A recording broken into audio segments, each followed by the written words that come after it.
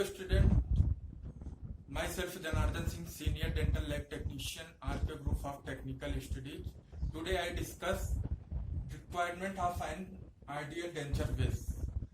पहला, first, the denture should adapt to the tissue accurately.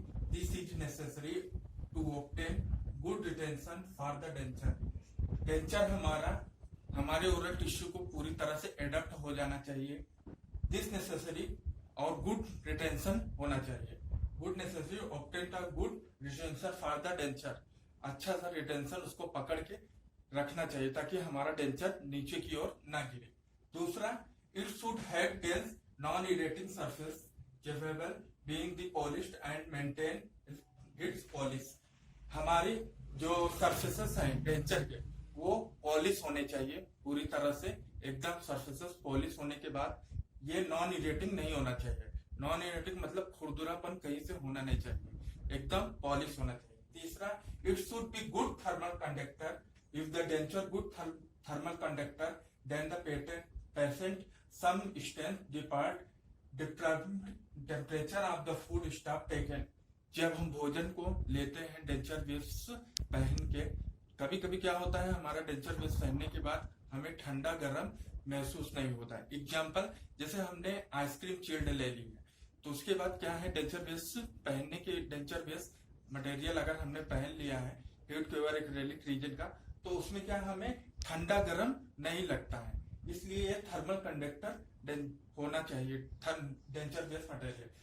चौथा हमारा क्या है, the denture base should have low spicy gravity so that it is light in the mouth. Denture base हमारा spicy gravity हल्का होना चाहिए, क्योंकि अगर ये ज्यादा भारी होगा तो नीचे की ओर गिरने लगेगा. तो अपर जो है उसमें क्या होता है, अपर डेंचर में ये नीचे की ओर गिरने लगेगा. तो हमारा जितना लाइट होगा, जितना कम वजन का होगा उतना ज्यादा अच्छा होगा. पांचवा, it should have sufficient strength and distance to fracture of distortion. अगर हमारा डेंचर फ्रैक्चर हो जाए तो उसे हम क्या करते हैं, रिपेयर करके फिर अच्छे से उसे बना सकते हैं. छठा, the denture base material should be aesthetically acceptable. हमारा डेंचर बेस काफी अच्छा होना चाहिए, सुंदर होना चाहिए, तभी हम इसे पेशेंट के मुंह में लगाएंगे. It should be easily repairable.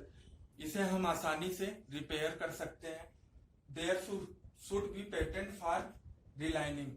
रिलाइनिंग हम डेंचर बेस पे अगर हमारा जो रिलाइनिंग एरिया होती है या सरफेसेस होते हैं, कभी कभी नॉन इरेटिंग होने के बाद सरफेसेस घिसने लगते हैं, तो उसके ऊपर हम रिलाइनिंग कर सकते हैं denture base material denture base पे.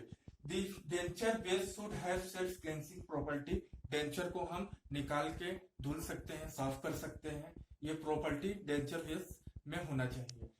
It should be odorless, tasteless and non-toxic to the oral tissue. हमारे ओरल टिश्यू पे ये डेंचर बेस मटेरियल गंध रहित, टेस्टलेस स्वाद रहित एंड नॉन टॉक्सिक जहरीला नहीं होना चाहिए. It should not be too expensive. ये ज्यादा महंगा नहीं होना चाहिए. Thank you so much.